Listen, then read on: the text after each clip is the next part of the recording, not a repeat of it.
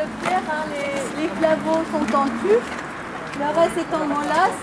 On voit bien les gonds ici de la porte qui permettait de fermer la ville. Et donc la voûte, elle est c'est une voûte en berceau, c'est un arc en place. Hein. Vous voyez, il est plus rond, pas brisé comme l'arc de l'entrée. Et donc sur le côté une fontaine donc qui date de 1895. Oh ben, 90, j'étais pas loin, 50 près là. Ah oui, donc qui a été installé à l'époque donc du maire qui s'appelait Béranger. Et donc qui avait une forme au niveau de sa base plus arrondie. Hein. Je crois qu'elle a été victime d'une voiture, d'un accident. Un accident de voiture, une voiture qui a commencé à voilà. Alors ce qu'il faut dire de cette tour, c'est que au 19e, au moment de l'extension des villes, hein, c'est là que sont construits les faubourgs, etc. On n'a qu'une seule envie, c'est détruire les remparts. Donc les remparts ont été détruits, mais la tour a failli passer aussi, soi-disant. Je te laisse raconter. Vas-y Chantal, raconte. Voilà. Alors.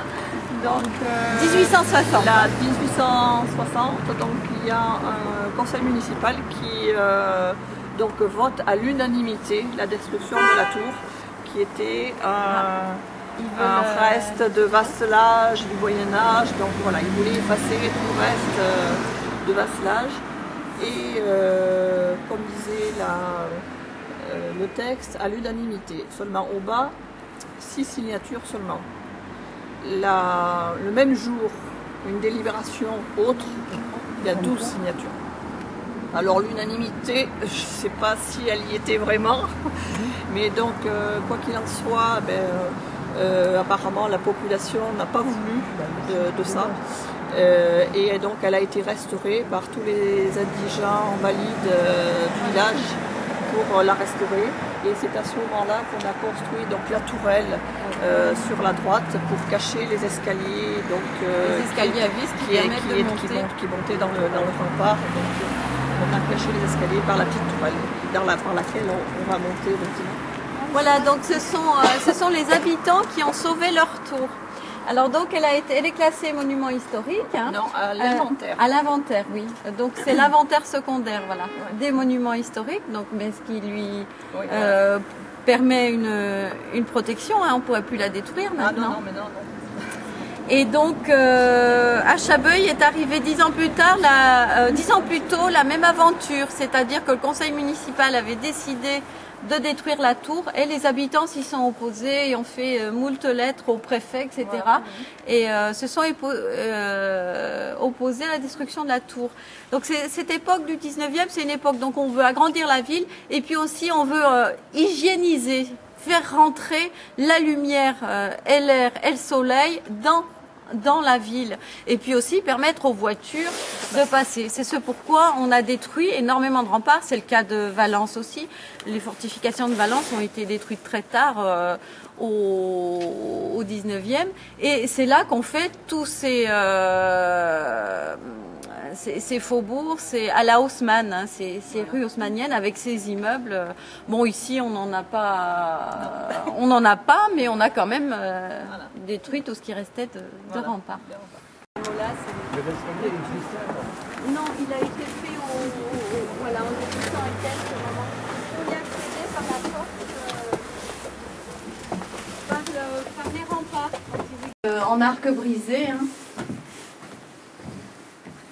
C'est vrai que c'est assez étroit. C'est assez étroit, c'est assez petit, oui. On voudrait la restaurer, mais on ne sait pas quoi en faire, vu qu'elle est très petite. Donc c'est vrai qu'une salle d'exposition serait bien.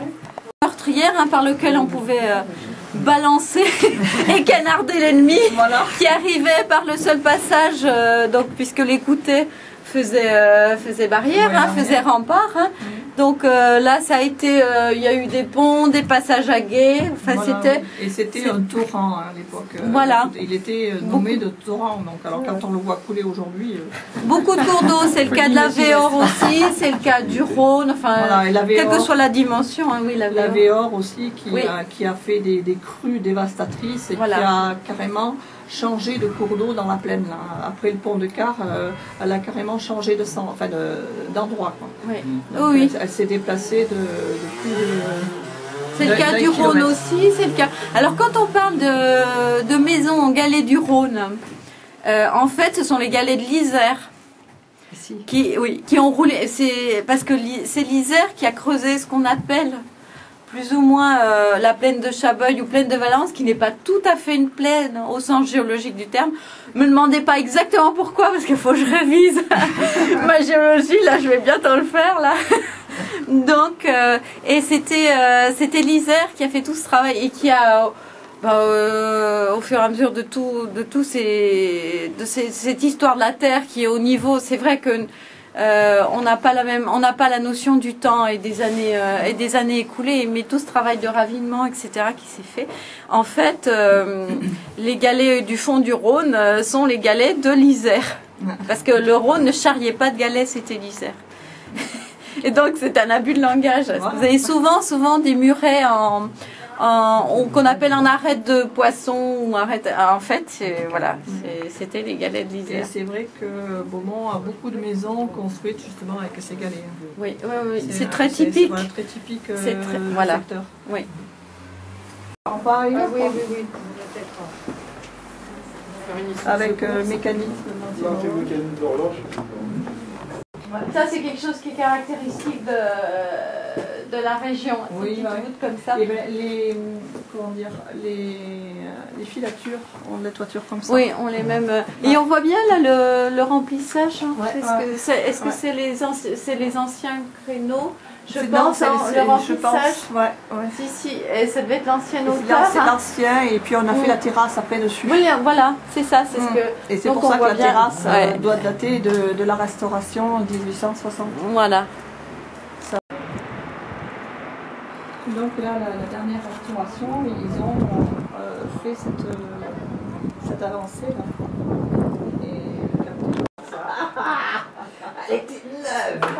Elle brillait. Non mais la pierre a vieilli, c'est bon. Mais au début, neuf de... Oui, on est très attaché à son patrimoine. Ah ouais. Et moi qui arrive dans la région, ça me manque de ne pas avoir ma famille.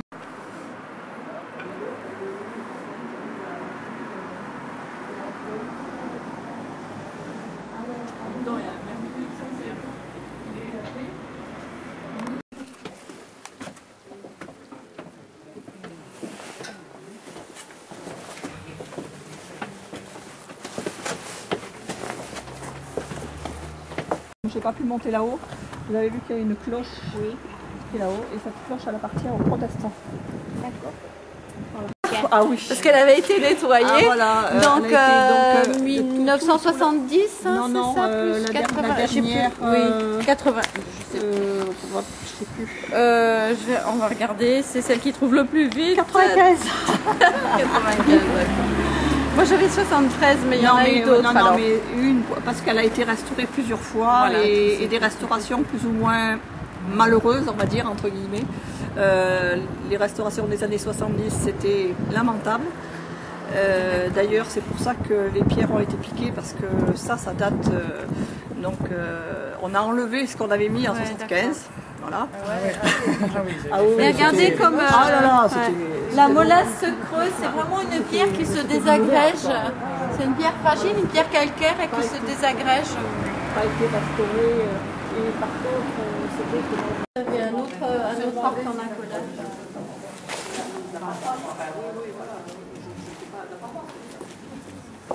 Je vais monter aussi, moi.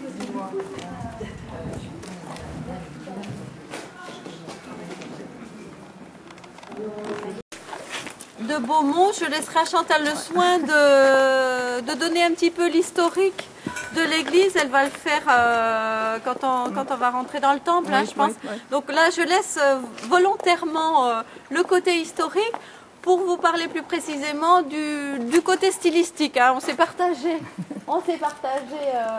les choses. Donc là, vous voyez, c'est vraiment une église typiquement romane qui a été remaniée par la suite. Hein.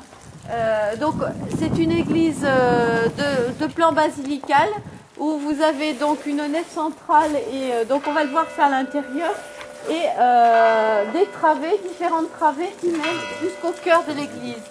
Donc là on voit bien les contreforts hein, qui permettent d'épauler les murs. Hein. Vous savez que l'époque romane, à l'époque avant le gothique, on est sur des voûtes en berceau.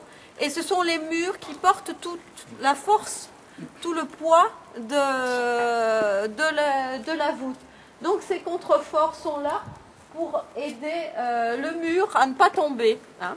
Et donc ces contreforts sont permettent de voir l'ordonnancement intérieur de l'église. Donc chaque contrefort correspond à l'intérieur de l'église à une travée. Alors donc il y a eu différents remaniements, vous pouvez voir ici une arc qui démontre qu'il y avait une porte qui certainement donnait accès au cimetière qui était ici, hein, on le voit. C'est pas celle-là. Non, c'est pas celle-là. C'est celle-là, le cimetière. C'est celle-là. Le cimetière était derrière. Donc, qui donnait accès à je ne sais pas quoi. Mais il y avait une porte. Voilà, cette église donc, a été remaniée plusieurs fois. Et donc, il y a 3 étapes de construction. L'étape primitive étant du Xe siècle, du XIe siècle, pardon, du XIe siècle. Au Xe siècle, c'est probablement installé ici. Ce qu'on appelle un prieuré avec donc quelques moines qui sont venus s'installer, des moines bénédictins de l'abbaye de Chaise-Dieu. Et donc c'est sûrement l'origine de la fondation du village. On a retrouvé quand même, si je remonte à beaucoup plus loin et à l'époque romaine, on a retrouvé alors là à l'extérieur, parce qu'il faut dire qu'au Moyen-Âge, on s'est protégé après les invasions barbares, hein, on s'est protégé et on est monté. D'où Bellimontis, Beaumont, etc. On est monté et on s'est protégé derrière des enceintes. Mais avant les invasions barbares, vous avez eu l'époque romaine où là vous aviez des villas romaines dans les plaines. Hein, il n'y avait pas de fortification parce qu'il n'y avait pas de risque d'invasion. Donc on a retrouvé, je te laisse en parler, donc bien avant, donc des traces d'occupation romaine.